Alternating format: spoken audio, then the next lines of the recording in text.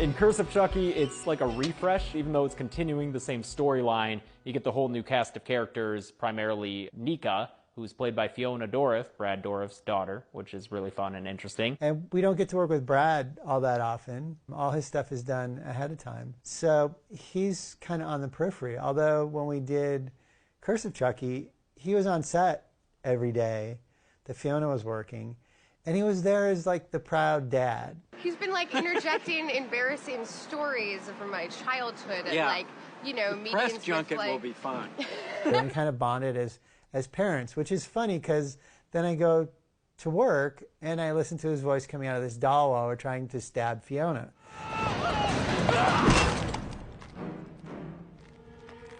I like that Nika is a person who is in a wheelchair. You don't see that depicted often in horror movies, especially not as the primary hero. When I was cast in the first one, I was nervous that I wasn't going to take it seriously because on set, you know, there's this moving, walking puppet and they play my dad's voice. And I was like, I think you guys are just going to have to say the words because he sounds like my dad. One quick, decisive motion because he's like falling and now he's looking right back up at Nika. Don said no. He said that he wanted it to be the recording. And it actually really helped because there was something so unnerving about it. I'm gonna kill you slow. But having my dad's voice was helpful, ultimately. It was really creepy. Thank you. Ugh. When we started off, it was 30 years ago, and Fiona was, you know, like a year old or something. Here's 5-year-old Fiona, and there's 12-year-old Fiona, and she doesn't remember any of this, but there were like certain events and screenings where I would see her, and then she grew up and she became an actress, and she came in on Curse, and she read for the role of the bitchy older sister. And she was really good, but I was like looking at her, I was like, I actually think she'd be really good as the lead. And it's just like, wow, that just would be an odd thing to find the lead in our backyard, you know, the daughter of the guy who plays Chucky. Fans have been asking for really wanting a return to the kind of straightforward, legitimately scary tone that we had in the first couple of movies. Well, Don Mancini did a very clever thing was, you know, when his budget got slashed so drastically when it came to doing Curse of Chucky and Cult of Chucky, did what a lot of low-budget filmmakers do, is set their movies in one location. You're able to tell a very claustrophobic story. When you're filming, usually on a limited budget in 1 or 2 locations, it often gives you bumpers. You got to find it in there. You can't find it out there. You can't find it up there. You got to find it right in here. When we did Insidious, it was all in one location. Being in a house is especially claustrophobic. You're in this space, and what's going on is it's walking down the hallway. It's in the window. It's not on the streets. It's in your house. But it's all here. It's all on top of you. And when horror is on top of you, it's really scary. What happened to all horror? It seemed like at first it was scary. Then it went so ugly, like it got like torture porn. And then it got funny, and then it got to be ridiculous, and it wasn't funny anymore. By Scream 3, it felt like they knew they were in a horror movie. It almost started to feel like a scary movie, which was coming out at the same time. Oh, shit. And then you had to go back to still being scary. And that's one of the reasons why I think he went for the more scare approach than, you know, Seed and Bride, because he was working with less money, and it needed to be scary to really win people over. I mean, we're trying to bring Chucky back to being a very sinister and very sick, scary entity. This is the first time I've actually physically been on a set with him and directed him. Now, of course, it's more fun to bring his daughter into the series as this particular movie's star.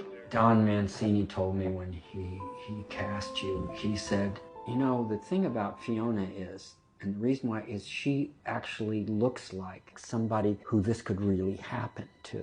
But then we had her come back in and read for Nika, and she was really great. She had to audition quite a few times. How many times do you have to audition for Chucky? 3 times. Then she had to audition 3 times for that. So she got it because she earned it. There's a new person coming in playing the lead. How's this dynamic going to shift? And is she going to be a team player? She's more than a team player. She's literally part of the group, and you feel like she's been there since the beginning because she gets it. She gets how it works. And to help us get what we need, because the puppet's eyes can really only turn this far to the right, so she'll adjust. And she just had it from the very beginning. Also, for whatever reason, she has this incredible ability to register trauma and pain. In order for the actors to truly believe they're in danger, whatever it may be, there's a level of bringing the audience in to almost forget that they're in danger or you're in danger in the next moment. I mean, fear is such an interesting emotion, and the elements that add up to fear, real fear, cross that line, obviously, between being imaginary and something really happening to you. I think it's an incredible genre. The stakes are higher than in, like a typical drama or comedy. The stakes are higher in a different way. The world that you create is one that you have to live in your mind in a different way. Your body doesn't know you're pretending. When you're frightened in a film, or if you put yourself there, weird things happen. I mean, you start sweating, your hands get cold. Often, for me, it's always crying. But in crying scenes, there is like no veil to cover you. Even in real life, like sometimes those cries that you just can't stop, when they get captured on camera, it's almost like a glimpse into your real soul. The realer you are, the better. Bring your emotions, bring your timing, bring your realness to it, bring your truth. It almost feels sadistic that I need to, I want to see you register this kind of pain that I've seen you do in real life. Because I'm your friend now and I saw you go through this horrible experience. Let's use that in the movie. It has sometimes, there's been moments that have taken me into places I almost didn't want to go, but I went anyway. Because there's that little part of you going, this is important, this is happening, go, go, go, go, go, and I won't censor myself. Which I think makes a great actor. I think when you do that, you're communicating with the people who are watching. Stuff that you experience in real life, you go like, oh, we can use that as fodder in the next film, and I want to take the character that you play in the Chucky franchise to that place that I know that you're able to go, but people haven't seen you go there before. So. Yeah, she's a great friend and just a really inspiring collaborator.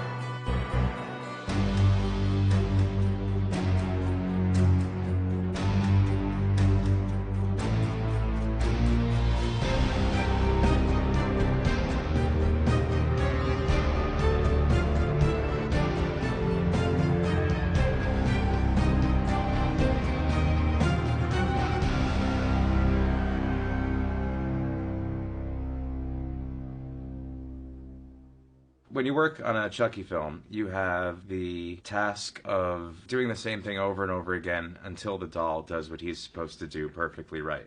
Simple things take a while. If people had more of an idea of what went into animating a movie or for that matter, animating Chucky, I think people would have a much bigger reverence for those kind of movies, because it's this whole other level of complication. It's not just us doing the animatronic puppet and making it come alive and everything works. We have to work with Fiona, and Don has to work with us to find an angle that makes the limitations of the puppeteers or the fact that he can't do certain things work. So we really have to connect, and we have to work as a team to just get a shot.